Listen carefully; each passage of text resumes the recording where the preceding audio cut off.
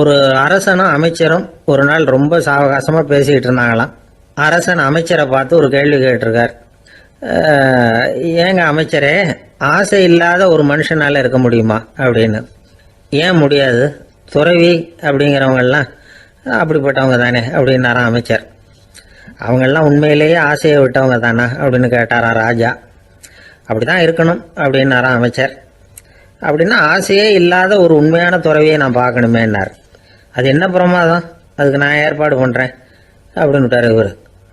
சொல்லிவிட்டு உடனே புறப்பட்டு போனார். அங்கே தேடினார். அப்புறம் தான் அவருக்கு புரிஞ்சுது உண்மை துறவியை கண்டுபிடிக்கிறது எவ்வளவு கஷ்டமான காரியம்னு. இருந்தாலும் ராஜா கிட்ட சொல்லியாச்சே உண்மை துறவியை காட்டுறேன்னு. இப்போ என்ன பண்ணுறது? ராஜா கிட்ட சொன்னபடி நடக்கலைன்னா அவருக்கு கோபம் வந்துடும். அமைச்சர் ஒரு யோசனை பண்ணார். அவருக்கு ஒரு வழி தெரிஞ்சுது. அதுதான் சரின்னு முடிவு பண்ணார். அதாவது அந்த ஊரில் அவருக்கு தெரிஞ்ச நாடக நடிகர் ஒருத்தர் இருக்கிறார், நல்லா நடிப்பார். அவரை போய் பார்த்தார். இதை பாருப்பா, எனக்காக நீ ஒரு காரியம் செய்யணும்னார். என்னன்னு கேட்டார் அவர். நீ ஒரு துறவி மாதிரி கொஞ்ச நேரத்துக்கு நடிக்கணும். ராஜா உன்னை பார்த்துட்டு போகிற வரைக்கும் நடி, அது போதும். அதுக்காக உனக்கு 10,000 ரூபா தரேன் அப்படின்னார். அவர் எந்த காலத்தில் இவ்வளவு பணத்தை மொத்தமாக பார்த்துருக்கார். அதனால் உடனே சரின்னு ஒத்துக்கிட்டார். அமைச்சர் அரண்மனைக்கு திரும்பி வந்தார். என்ன அமைச்சரே, இன்னுமா ஒரு உண்மையான துறவி கிடைக்கலன்னார். உண்மையான துறவி ஒருத்தரை இப்போ தான் கொஞ்ச நேரத்துக்கு முன்னாடி பார்த்து பேசிவிட்டு வர்றேன். அவர் நம்ம ஊருக்கு வெளியில் குளத்தங்கரையில் உள்ள ஒரு ஆலமரத்துக்கு அடியில் உட்காந்துருக்கிறார் அப்படின்னார் இவர். அப்படின்னா உடனே புறப்படுங்க அப்படின்னார் ராஜா. பரிவாரங்களோடு புறப்பட்டார். அங்கே அந்த மரத்தடியில் அந்த ஆள் வேஷம் போட்டுக்கிட்டு துறவி மாதிரி உட்காந்துருக்கிறான். ராஜா நேராக போனார். அந்த துறவி காலில் பொத்துன்னு விழுந்து வணங்கினார். உடனே ராணியும் அவர் காலில் விழுந்தாங்க. அடுத்தபடியாக அமைச்சர் விழுந்தார். அவருக்கு தெரியும் இது நம்ம ஆள் தான்னு. இருந்தாலும் என்ன பண்ணுறது, நேரம். அப்புறம் பரிவாரங்கள்லாம் துறவி காலில் விழுந்து ஆசீர்வாதம் வாங்கிட்டாங்க. ராஜா அப்புறமா தங்கத்தட்டில் பொண்ணையும் பொருளையும் வச்சு அந்த துறவிகிட்ட ரொம்ப பணிவாக நீட்டுறார். தாங்கள் தயவு பண்ணி இதை ஏற்றுக்கணும் அப்படின்னு வேண்டிக்கிட்டார். அந்த துறவி பற்றில்லாமல் அதை பார்த்தார். எல்லாத்தையும் திறந்துட்ட எனக்கு இதெல்லாம் எதுக்காக அப்படின்னு சொல்லி அதை மறுத்துட்டாராம். ஆஹா, உண்மையான துறவியை பார்த்துட்டோம் அப்படிங்கிற ஆனந்தம் அரசருக்கு. ரொம்ப நிம்மதியாக திருப்தியாக திரும்பி வந்தார் அரண்மனைக்கு.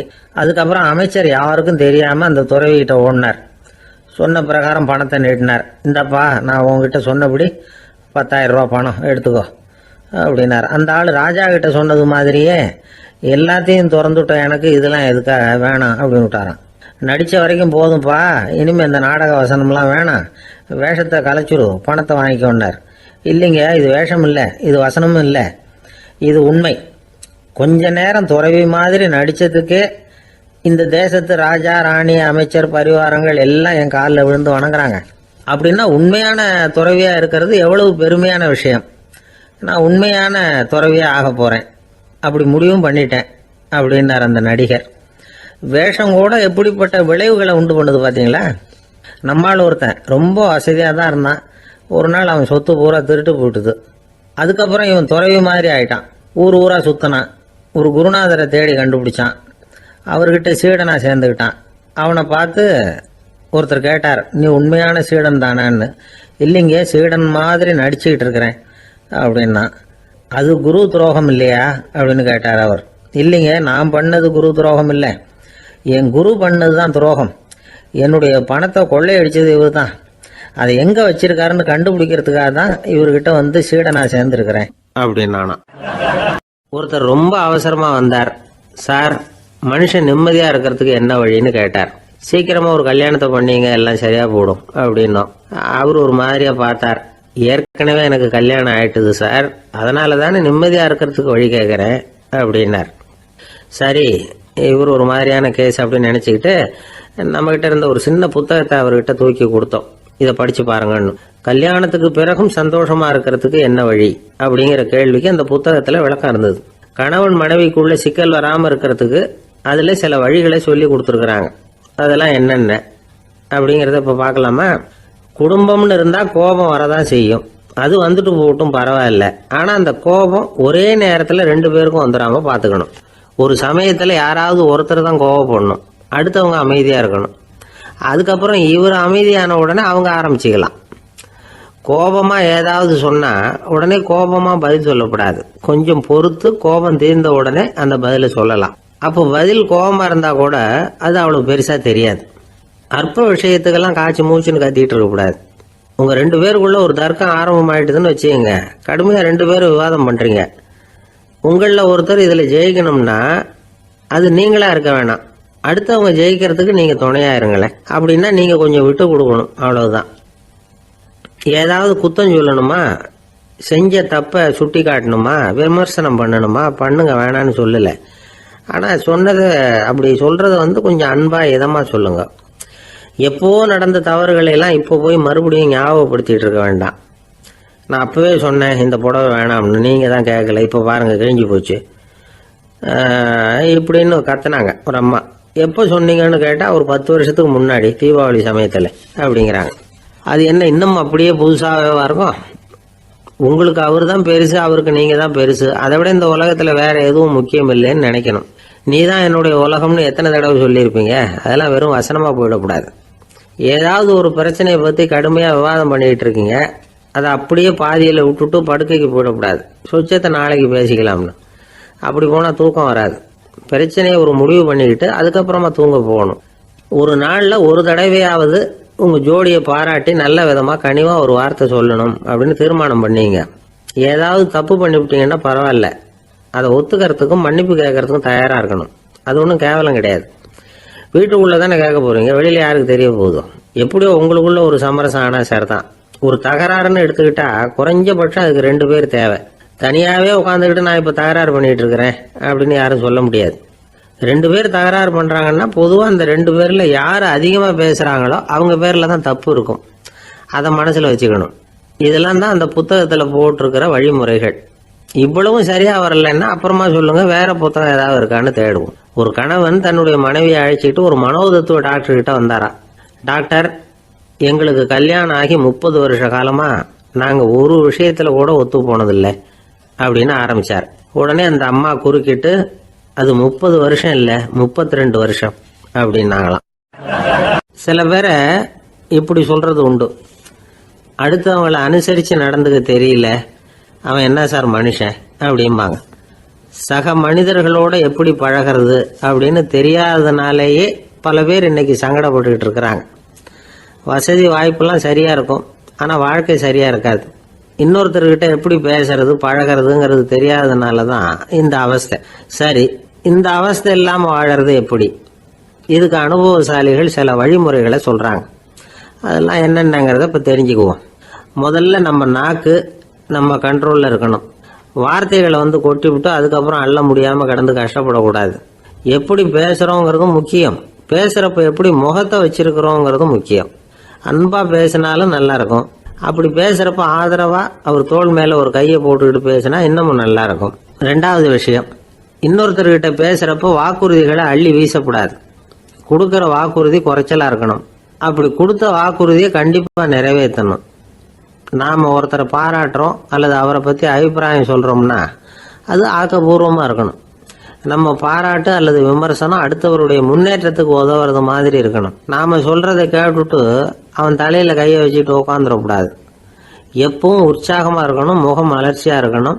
மனுஷன் இருந்தால் வருத்தம், கவலை, ஏமாற்றம் எல்லாம் இருக்க தான் செய்யும். அதெல்லாம் மனசில் இருக்கட்டும். அந்த வருத்தமும் கவலையும் ஏமாற்றமும் சேர்ந்துக்கிட்டு நம்ம முகத்தில் இருக்கிற மலர்ச்சியை மூடி மறைக்கிறதுக்கு நாம் இடம் கொடுத்துடக்கூடாது. எந்த விஷயத்தை பற்றி யாருக்கிட்ட பேசினாலும் வெளிப்படையாக பேசணும், திறந்த மனசோட பேசணும். மூடி மறைச்சி முன்னு மூழ்கிக்கிட்டு இருக்கக்கூடாது. இன்னொருத்தர்கிட்ட பேசுகிறப்போ விவாதம் பண்ணுங்க, அது தப்பு இல்லை. ஆனால் வாதாடிக்கிட்டு இருக்கக்கூடாது. அதாவது என்ன சொல்கிறாங்கன்னா, டிஸ்கஸ் பண்ணலாம், ஆர்கியூ பண்ணக்கூடாதான். நம்மக்கிட்ட இருக்கிற நல்ல குணங்களை நாம் எடுத்து சொல்லிகிட்டு இருக்கக்கூடாது. அந்த நல்ல குணங்களே நம்மளை பற்றி எடுத்து சொல்லணும். அது மாதிரி நடந்துக்கணும். அதே மாதிரி அடுத்தவங்க கிட்ட உள்ள கெட்ட குணங்களை பற்றி அவசியம் இல்லாமல் நாம் பேச வேண்டியதில்லை. உங்களை பற்றி யாராவது தப்பாக பேசுகிறாங்களா, அப்படி அவங்க பேசுகிறதுல உண்மை இல்லையா அப்படின்னா அதை நீங்கள் பொருட்படுத்த வேண்டியதில்லை, விட்டுடலாம். அது தானாக போயிடும். ஒரு 4-5 பேரோட பேசிக்கிட்டு இருந்தீங்கன்னா எல்லாருக்கும் முக்கியத்துவம் கொடுங்க, யாரையும் அலட்சியப்படுத்தாதீங்க. தமாஷா பேசலாம், ஆனால் அவங்க தமாஷ் அடுத்தவங்களை கேலி பண்ணுறதா இருக்கக்கூடாது. நமக்கு கிடைக்க வேண்டியது கிடைக்கலையே அப்படிங்கிற தவிப்பு நம்மக்கிட்ட இருக்கக்கூடாது. அது தேவையில்லை. உங்கள் செயல்பாடுகள் தெளிவாக இருக்கட்டும், பாராட்டு தானாக அவங்கள தேடிட்டு வரும். இன்னொரு மனுஷனுடைய மனசில் கௌரவமான ஒரு இடத்த பிடிக்கணும்னா நாம் இந்த குணத்தை எல்லாம் நம்மகிட்ட வளர்த்துக்கணும். இதெல்லாம் அனுபவசாலிகள் சொல்லியிருக்கிற குறிப்புகள். இந்த குறிப்புகளை சரியாக புரிஞ்சுக்கணும், அது முக்கியம். தப்பாக புரிஞ்சுக்கிட்டா என்ன ஆகும் தெரியுமா? இதை கேளுங்க. ஒருத்தர் வந்தார்.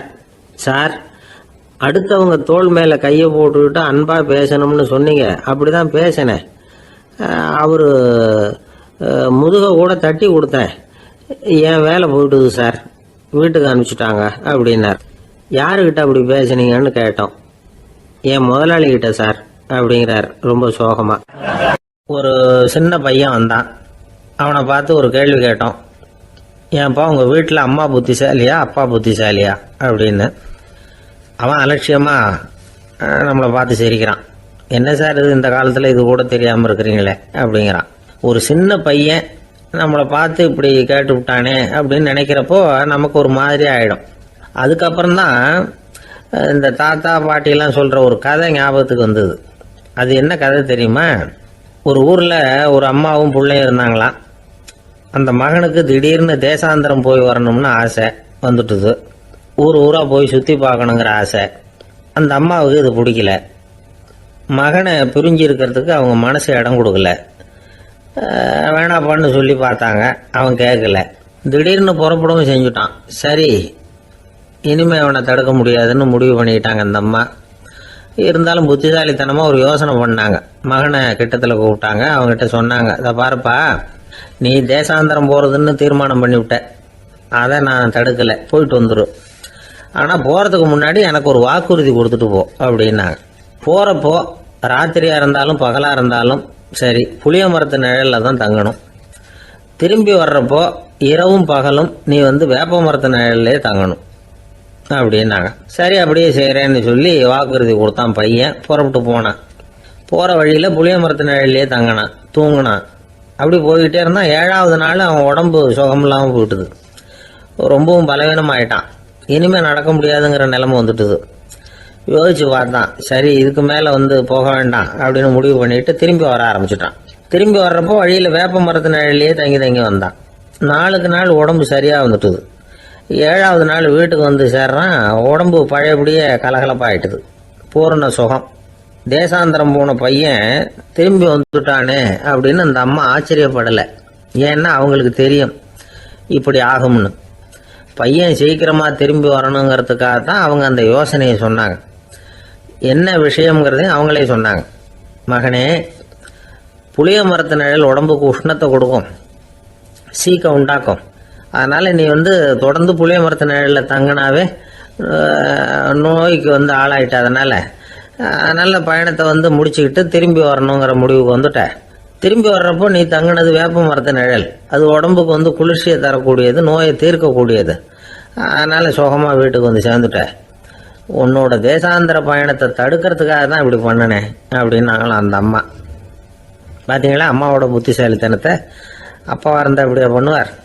ஒரு அப்பா பையன்கிட்ட 10 ரூபா கொடுத்து இதை எடுத்துக்கிட்டு அடுத்த ஊருக்கு போய் அங்கே இருக்கிற மாமா கிட்ட இதை கொடுத்துட்டு வாடா, வழியில் எங்கேயாவது மரத்தடியில் படுத்து தூங்கி விடாதே அப்படின்னு எச்சரிக்கை பண்ணி அனுப்புனாராம்.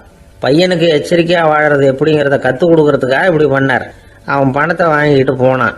அப்பா சொன்னதை மறந்துட்டு ஒரு மரத்தடியில் படுத்து தூங்கிட்டான். அவனுக்கு தெரியாமல் அவன் பின்னாடியே போன அப்பா அவன் கையில் இருந்த அந்த 10 ரூபாயை நைஸாக எடுத்துகிட்டு வந்துட்டார். அவன் பையில் தானே வச்சுருந்தான், அது தெரியாமல் எடுத்துகிட்டு வந்துட்டார். அவன் தூங்கிக்கிட்டு இருக்கான். எடுத்துகிட்டு ஒரு மறுபடியும் வீட்டுக்கு வந்துட்டார்.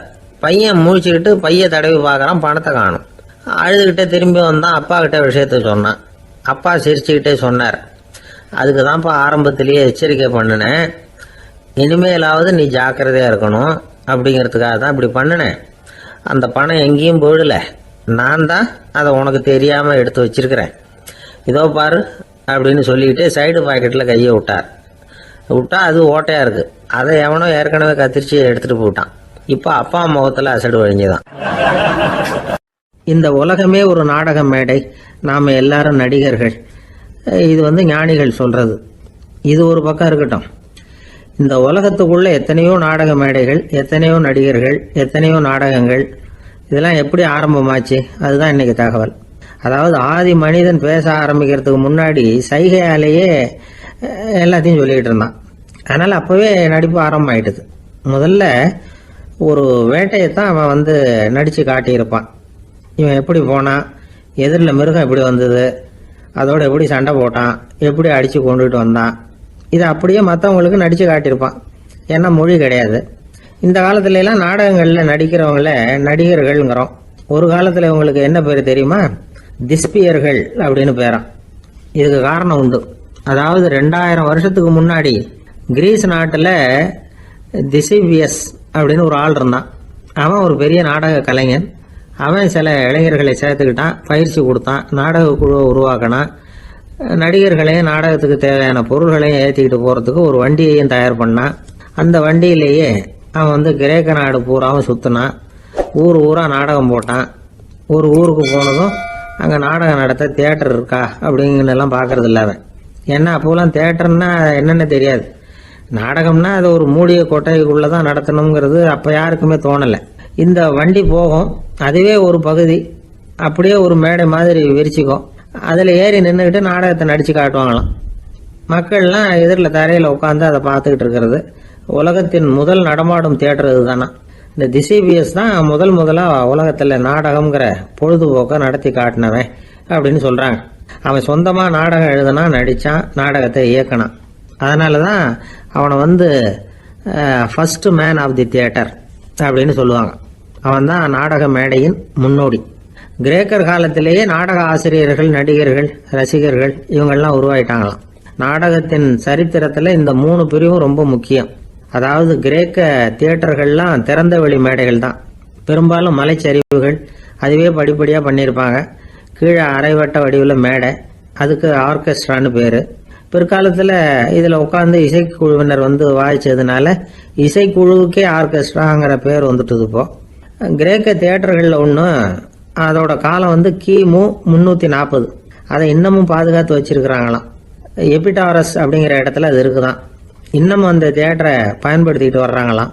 சிறந்த கிரேக்க நாடகங்கள்லாம் அங்கே நடிக்கிறாங்களாம். ஆரம்ப காலத்திலேயே கட்டணம் கிடையாது. அப்புறம் பின்னாடி தான் நுழைவு கட்டணம்லாம் அப்படியே வந்துட்டு தான். நடிகர்கள் வந்து பளபளப்பான ஆடைகள் உடுத்தி இருப்பாங்களாம். இந்த குதிகால் உயர்ந்த காலணிகள் போட்டிருப்பாங்களாம். இதெல்லாம் பழைய குறிப்புகள். பலவிதமான உருவங்களில் மாஸ்க் அப்படின்னு சொல்லப்படுற முகமூடி. அதனால் ஒரே நடிகர் பல வேடங்களில் நடிக்கிறது உண்டான். ஆரம்பத்தில் பெண் நடிகர்கள் கிடையாது, எல்லாம் ஆண் நடிகர்கள் தான். ரோமானியர்கள் தான் முதல் நிரந்தர நாடக மேடையை கட்டினவங்க. அதுதான் முதல் தியேட்டர். கிமு 1048 காலகட்டத்தில் பாம்பிங்கிற நகரத்தில் அதை கட்டியிருக்கிறாங்களாம். கிரேக்க ரோமானிய தியேட்டர்களின் அடிப்படையிலேயே இந்த இத்தாலிய வடிவ அமைப்பாளர்கள் இந்த குதிரை லாட வடிவில் ஒரு ஆடிட்டோரியத்தை உருவாக்கினாங்களாம். இப்படி அதை பற்றி நிறைய தகவல் இருக்குது. 1576 லண்டனில் இந்த வின்ஸ்பர்ரி, அப்புறம் இந்த பில்ட்ஸில், அப்புறம் ஜேம்ஸ் இப்படிங்கிற ஒரு முயற்சியால் தான் இங்கிலாந்தில் முதல் தியேட்டர் உருவாச்சான். அப்படி ஒருத்தர் இருந்தாராம். உலக நாடக மேடையின் வரலாறு இதுதான். அதாவது இப்பெல்லாம் அறிவியல் வளர்ச்சி அதிகமாயிட்டுது. திரைப்படம், தொலைக்காட்சி எல்லாம் வந்தாச்சு. ஒவ்வொரு வீடுமே ஒரு குட்டி தியேட்டர் மாதிரி ஆயிட்டுது. தொலைக்காட்சி முன்னாடி உட்காந்து எழுந்திருக்கவே மனசு வர்றதில்லை. ஒரு அம்மா ஒரு மனோதத்துவ டாக்டரை தேடிட்டு வந்தாங்களாம் இந்த காலத்தில். டாக்டர், எங்கள் வீட்டுக்காரர் எப்போ பார்த்தாலும் டிவி முன்னாடி உட்காந்துக்கிட்டு அதையே வெறிச்சு பார்த்துக்கிட்டு இருக்கிறார், உத்து பார்த்துக்கிட்டு இருக்கார், எனக்கு சந்தேகமாக இருக்குன்னாங்களாம். இது மனக்கோளாறு இல்லைங்க, ஆர்வ கோளாறு, அவ்வளவுதான், இதுக்காக பயப்படாதீங்கன்னாராம் டாக்டர். அப்படி இல்லை டாக்டர், டிவி ஓடும் பொழுது நாம் எல்லாம் அதை பார்க்குறோம் சரி, ஆனால் அவர் அப்படி இல்லை, டிவியை நிறுத்தினதுக்கு அப்புறமும் அதையே உத்து பார்த்துட்டு உட்காந்துருக்கிறார், அதனால தான் சந்தேகப்பட்டு உங்ககிட்ட வந்தேன் அப்படின்னாங்களாம். அந்த ஆள் என்னை கண்ணா பண்ணான்னு திட்டி விட்டான் சார், அதை நினைச்சா எனக்கு ரொம்ப வருத்தமாக இருக்கு அப்படின்னு சொல்லி கவலைப்பட்டார் ஒருத்தர். இதில் கவலைப்படுறதுக்கு என்ன இருக்குது அப்படின்னார் ஒரு பெரியவர். அவர் ஒரு மகான். என்ன சார் இப்படி சொல்கிறீங்க, ஒருத்தர் நம்ம பார்த்து திட்டுனா வருத்தமாக இருக்காதா அப்படின்னார். அது எப்படி வருத்தமாக இருக்கும், திட்டுறதுங்கிறது என்ன, அது வெறும் சத்தம் தானே அப்படின்னார் அந்த பெரியவர். நம்ம ஆளுக்கு தலையை பிச்சுக்கலாம் போல இருந்தது. இருக்காது அப்படின்னா நமக்கு அப்படி தானே தோணுது. அந்த பெரியவர் சொல்கிறது ரொம்ப பெரிய விஷயம். அதை நாம் புரிஞ்சிக்க முயற்சி பண்ணலாம்னா நடைமுறை வாழ்க்கைக்கு அது ஒத்து வர்றது மாதிரி தெரிய மாட்டேங்குது. இருந்தாலும் அந்த பெரியவர் அதுக்கு என்னதான் விளக்கம் கொடுக்குறாருன்னு பார்ப்போமே. ஒரு ரயில் போயிட்டுருக்கு, அதில் ஒரு சாது போயிட்டுருக்கார். அந்த ரயில் வந்து அவர் ஹரித்வாரம் போயிட்டுருக்கார். அவர் ரயிலில் ஏகப்பட்ட கூட்டம். நம்ம ஊர் ரயில் கேட்க வேணும், டிக்கெட் வாங்கிட்டு கொஞ்சம் பேர், வாங்காத கொஞ்சம் பேர், அது என்னத்துக்கு அனாவசியமாக டிக்கெட் அப்படிங்கிற நினப்பில் பாதி பேர். இந்த கூட்டத்துக்கு மத்தியில் அந்த சாதுவும் போயிட்டு இருக்கிறார். உட்கார்றதுக்காக இருந்த இடத்துல ஒரு ஆள் படுத்திருக்கிறான், கொஞ்சம் முரட்டு ஆசாமி. அவன் காலு பக்கத்தில் கொஞ்சோண்டு இடம் பாக்கி இருந்தது. அந்த இடத்துல இந்த சாது உட்காந்துருந்தார். மெதுவாக உட்காந்துக்கிட்டார் போய். ஆனால் அந்த ஆள் ராத்திரி பூரா இவரை காலால் உதச்சிக்கிட்டே இருக்கிறான். அது இவருக்கு ரொம்ப அவமானமாக பட்டுது. அதனால் துக்கம் ஏற்பட்டது. இருந்தாலும் அதை ஒரு மாதிரியாக சகிச்சுக்கிட்டே இவர் வந்து சேர்ந்தார். பொழுது விடிஞ்சது. அந்த சாது ஹரித்வார் வந்து சேர்ந்தார். அங்கே ஒரு பெரிய ஞானியை சந்தித்தார். ராத்திரி ரயிலில் அந்த ஆள் உதைச்சதையும் அதனால் தனக்கு ஏற்பட்ட துக்கத்தையும் இந்த சாது அந்த ஞானிகிட்ட சொன்னார். சொல்லிவிட்டு, ஏன் சுவாமி, எனக்கு துக்கம் ஏற்பட்டதே, அது தப்பா அப்படின்னு கேட்டார். தவறுதான்னார் அந்த ஞானி. உனக்கு இன்னமும் தேக அபிமானம் போகலைங்கிறது தான் அது காட்டுது. அஷ்டாவக்கிரர் என்ன சொல்றார் தெரியுமா? உண்மையான ஞானி யாராவது தன்னை வந்தனை செய்தால் அதற்காக சந்தோஷப்பட மாட்டார், யாராவது நிந்தனை செய்தால் அதற்காக வருத்தப்பட மாட்டார் அப்படின்னு சொல்றார். நிந்தனைங்கிறது ஒரு ஒலி தான். தேகாபிமானம் இருக்கிற வரைக்கும் இந்த ஒலி நம்மளை வந்து வேதனைப்படுத்தும். நான் தேகம் இல்லை, ஆத்மா அப்படிங்கிற நினைவு இருந்தா இந்த ஒலி நம்மளை பாதிக்காது. மனு என்ன சொல்றார் தெரியுமா? ஒரு சாதகன் பாராட்டுதலை விஷம்னு நினைச்சு பயப்படணும், அவமானத்தை அமிர்தம்னு நினைச்சு சந்தோஷப்படணுங்கிறார். அவமானப்பட்டா கவலைப்படாமல் எப்படி இருக்க முடியும் அப்படின்னு தான் நமக்கு தோணும். அதனால தான் நம்மள யாரும் இதுக்கு உதாரணமாக யாரையும் காட்ட முடியல. புத்தரையும் கபீரையும் உதாரணமாக காட்டுறாங்க. அவங்களுக்கெல்லாம் அவமானம் ஏற்பட்டப்போ கவலையே படலையாம். புத்தரை வந்து அவமானப்படுத்தணுங்கிறதுக்காக கௌசாம்பி ராணி ஒரு இளம் பெண்ணை கொலை பண்ணி சடலத்தை புத்தர் குடிசைக்கு முன்னாடி போட சொன்னார். போட்டாங்க. புத்தர் தான் அந்த பொண்ணை கெடுத்து கொலை பண்ணி விட்டாருன்னு எல்லாரும் நினைச்சாங்க. ஆனால் புத்தர் இதை பற்றி கவலையே படலை. அப்புறமா உண்மை தெரிஞ்சதும் புத்தர் புகழ் இன்னும் அதிகமாயிட்டது. ஒரு பெரிய சபையில் ஒரு மோசமான பொண்ணு நுழைஞ்சி தனக்கும் கபீருக்கும் சம்பந்தம் உண்டுன்னு சொன்னா. கபீர் கவலைப்படலை. அவங்க மாதிரியெல்லாம் நாமளும் இருக்க கற்றுக்கணும். நிந்தனை, அபகீர்த்தி, அவமானம் எல்லாம் ஆண்டவன் கொடுக்கிற பிரசாதம்னு நினைக்கணும் அப்படின்னு சொல்றார் அந்த ஞானி. இதை கேட்ட இந்த காலத்து ஆசாமி ஒருத்தர், நான் கூட அப்படிதான் சார், யாராவது அவமானப்படுத்தினா கவலைப்பட மாட்டேன். நேற்று கூட ஒருத்தர் என்ன பலார்னு அரைஞ்சுட்டார், நான் கொஞ்சம் கூட கவலைப்படலை, பேசாமல் வந்துட்டேன்னார். ஏன் அப்படி வந்துட்டீங்க அப்படின்னு.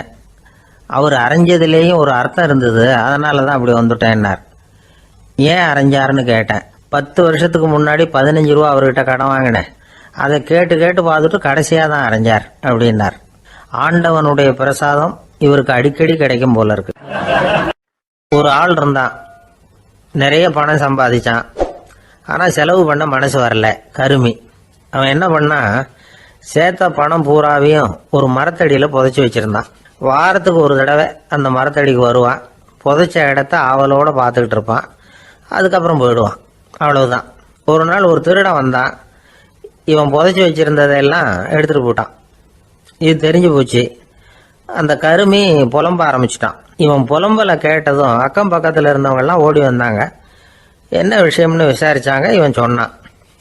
ஒரு பெரியவர் கேட்டார், ஏப்பா வாரம் வந்து இந்த இடத்த பார்க்கறதாக சொன்னியே, எப்போவாவது இதில் இருக்கிற பணத்தை எடுத்து செலவு பண்ணியிருக்கியா அப்படின்னு கேட்டார்.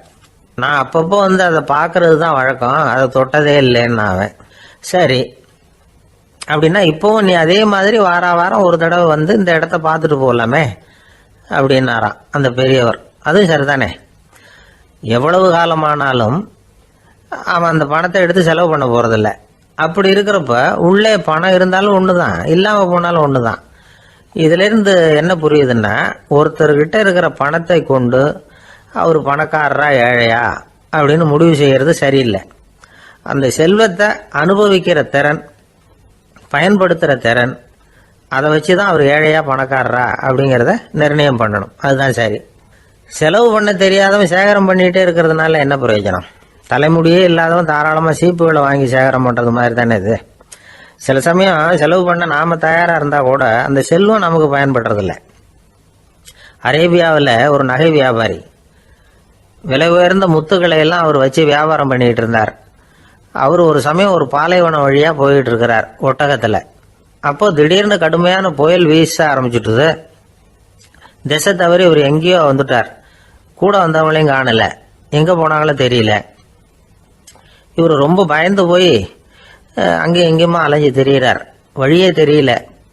பசி கடுமையாயிட்டுது. ஒட்டகத்து முதுகில் ஒரு மூட்டை இருந்தது, அதை பிரித்து பார்த்தார். உள்ளே ஏதாவது இருக்கான்னு தேடி பார்க்குறார். அது வரைக்கும் கண்ணில் தட்டுப்படாத அபூர்வமான ஒரு பை கண்ணில் பட்டுது. ஆஹா, அதில் ஏதாவது சாப்பிட்றதுக்கு இருக்கும் அப்படின்னு நினச்சி ஆவலாக அதை பிரித்து பார்க்குறார். அந்த பையில் விலை உயர்ந்த முத்துக்கள் நிறைய இருந்துதான். அப்போ தான் அவர் நினச்சாராம், விலை உயர்ந்த முத்துக்கள் கூட சாப்பிட்றதுக்கு உணவாக முடியாது அப்படிங்கிறத புரிஞ்சுக்கிட்டாராம். எந்த நேரத்தில் எது நமக்கு தேவையோ அது நமக்கு தாராளமாக கிடைக்கணும். அப்படி அது கிடைக்கிறதுக்கு நம்மக்கிட்ட இருக்கிற செல்வம் பயன்படணும். அது நமக்கும் பயன்படலாம், நம்ம மூலமாக அடுத்தவங்களுக்கும் பயன்படலாம். அதுதான் செல்வத்தின் பயன். ஒரு மரத்தடியில் ஒருத்தன் உட்காந்து அழுதுகிட்டு இருந்தான். அந்த பக்கமாக வந்த இன்னொருத்தன் ஏப்பா அழுதுகிட்டு இருக்கிறேன்னு கேட்டான். இந்த இடத்துல தான் பூமிக்கு அடியில் பணம் இருக்குது, புதைச்ச இடம் தெரியல, அதான் அழறேன் அப்படின்னா. நல்லா ஞாபகப்படுத்தி பாரு, எந்த இடத்துல புதைச்ச அப்படின்னு கேட்டான் இவன். அது எப்படி எனக்கு தெரியும், புதைச்சி வச்சிருக்கிறவன் நான் இல்லையே, எங்கள் எதிர்த்து வீட்டுக்காரன் அப்படின்னானா இவன். ஒரு பல்கலைக்கழகம், அங்கே ஒரு இலக்கிய பேராசிரியர், அவர் பாடம் நடத்திக்கிட்டு இருந்தார். ராபர்ட் ப்ரௌனிங் எழுதிய கவிதைகளை பற்றி சொல்லிகிட்டு இருக்கிறார். மாணவர்களும் ரொம்ப அக்கறையாக அதை கேட்டுக்கிட்டு இருக்கிறாங்க. ஒரு குறிப்பிட்ட கவிதையை பற்றி சொல்லும் பொழுது அந்த பேராசிரியருக்கே ஒரு சந்தேகம். அதாவது அந்த கவிதையின் சரியான அர்த்தம் என்னங்கிறதுல சந்தேகம்.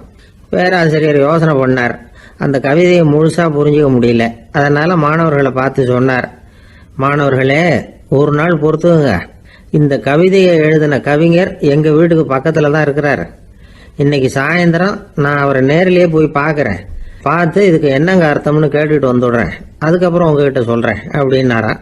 அன்னைக்கு சாயந்தரமே அந்த பேராசிரியர் கவிஞரை தேடிக்கிட்டு போயிட்டார். கவிஞர் அவங்க வீட்டில் அவர் பாட்டு உட்காந்துருந்தாராம். இவர் போய் அவர் முன்னாடி உட்காந்தார். அப்புறம் கேட்டார், ஐயா, அந்த கவிதையின் முழு பொருள் என்னன்னு தெரிஞ்சுட்டு போகிறதுக்காக வந்திருக்கிறேன் அப்படின்னாராம். எந்த கவிதை அப்படின்னாராம் அவர். இவர் அந்த கவிதையை சொல்லியிருக்கார். கவிஞர் கொஞ்சம் யோசனை பண்ணிவிட்டு அப்புறம் சொன்னாராம், பேராசிரியரே, நீங்கள் கொஞ்சம் தாமதமாக வந்துட்டீங்கன்னாராம். இவருக்கு ஒன்றும் புரியல. நீங்கள் என்ன சொல்கிறீங்க, நான் தாமதமாக வந்துட்டேன்னா? நீங்கள் தான் உயிரோடு இருக்கிறீங்களே, அப்படி இருக்கும்பொழுது நான் தாமதமாக வந்துட்டேன்னா அது எப்படி அப்படின்னு இவர் குழம்பி இருக்கிறார். இப்போ கவிஞர் சொன்னாராம், ஐயா, நான் உயிரோடு இருக்கிறேன்னா இல்லையாங்கிறது முக்கியம் இல்லை. நான் அந்த கவிதை வரிகளை எழுதினப்போ 2 பேருக்கு அதோட அர்த்தம் தெரிஞ்சிருந்தது. இப்போ ஒரே ஒருத்தருக்கு தான் அதோட அர்த்தம் தெரியும் அப்படின்னாராம். பேராசிரியர் யோசனை பண்ணியிருக்கார். அப்படின்னா அந்த ஒருத்தர் கவிஞர் ராபர்ட் ப்ரௌனிங்கை தவிர வேற யாரா இருக்க முடியும்? இவர் தான் அப்படிங்கிறத அவர் மனசில் நினச்சிக்கிட்டார். அதனால சொன்னார், ஐயா, நான் தாமதமாக வரல, அந்த கவிதையின் பொருள் என்ன அது சொல்லுங்கன்னார். பேராசிரியரே, நான் சொல்றது உங்களுக்கு புரியலன்னு நினைக்கிறேன். நான் இந்த வரிகளை எழுதினப்போ 2 பேருக்கு அதோட அர்த்தம் தெரிஞ்சிருந்தது. அந்த 2 பேர் யாருன்னா, ஒருத்தர் ராபர்ட் ப்ரௌனிங், அதாவது நான், இன்னொருத்தர் கடவுள். இப்போ அது கடவுளுக்கு மட்டும்தான் தெரியும். நானே இதை பற்றி பல தடவை யோசனை பண்ணி பார்த்தேன். இது ரொம்ப அழகானது, ஆனாலும் ரொம்ப வழுக்கலானது. அதை பிடிச்சிட்டோம்னு நினச்சிக்கிட்டு இருக்கும் பொழுதே காற்று மாதிரி அது உங்ககிட்ட இருந்து ஓடி போயிடுது. எனக்கு ரொம்பவும் வருத்தமாக தான் இருக்குது. நிச்சயமாக நான் தான் இந்த வரிகளை எழுதியிருக்கிறேன். அதில் அர்த்தம் இருக்குங்கிறது எனக்கு தெரியும், அதை நான் உணர்றேன். ஆனால் நீங்கள் என்னை மன்னிக்கணும், எனக்கே கூட அதை என்னால் விளக்க முடியல. அப்படி இருக்கும் பொழுது உங்களுக்கு எப்படி அதை நான் விளக்க முடியும் அப்படின்னாரா அந்த கவிஞர். அனுபவிக்கப்படக்கூடிய எல்லாமே விளக்கப்படக்கூடிய ஒன்றல்ல, விளக்கப்படும் எல்லாமே அனுபவிக்கப்படக்கூடிய ஒன்றல்ல அப்படிங்கிறது ஞானிகளுடைய கருத்து. அதுக்காக தான் அந்த சம்பவம். வாழ்க்கையில் நீங்கள் தொடர்ந்து ஆய்வு செய்து கொண்டே இருக்கக்கூடிய விளக்கங்களை ஒருபோதும் அடைய முடியாத பரிமாணங்கள் இருக்கிறதுனால தான் அது அலுப்பு தட்டாமல் இருக்குது. உங்களால் நிறைய அனுபவிக்க முடியும், இருந்தாலும் நீங்கள் அனுபவித்து அறிந்த விஷயங்கள் கூட வார்த்தைகளால் விளக்கப்பட முடிவதில்லை அப்படிங்கிறது பெரியோர் சிந்தனை. இதெல்லாம் ஒரு பக்கம் இருக்கட்டும். நமக்கு தெரிஞ்ச பேராசிரியர் ஒருத்தர் 1 மணி நேரம் ரொம்ப விவரமாக வகுப்பு எடுத்தார். கடைசியாக சொன்னார், மாணவர்களே, ரொம்பவும் எளிமையாக விளக்கமாக எல்லா விவரமும் சொல்லியிருக்கிறேன். அதனால் இதில் உங்களுக்கு சந்தேகம் வர்றதுக்கு வாய்ப்பே இல்லை. இருந்தாலும் கேட்க வேண்டிய கடமை கேட்குறேன். இது வரைக்கும் நடத்தினதில் யாருக்காவது ஏதாவது சந்தேகம் உண்டா அப்படின்னு கேட்டாராம். எனக்கு ஒரே ஒரு சந்தேகம் தான் சார் அப்படின்னு எழுந்திரிச்சு நிற்கிறான் ஒருத்தன். என்னன்னு கேட்டாராம், இது வரைக்கும் நீங்கள் என்ன பாடம் சார்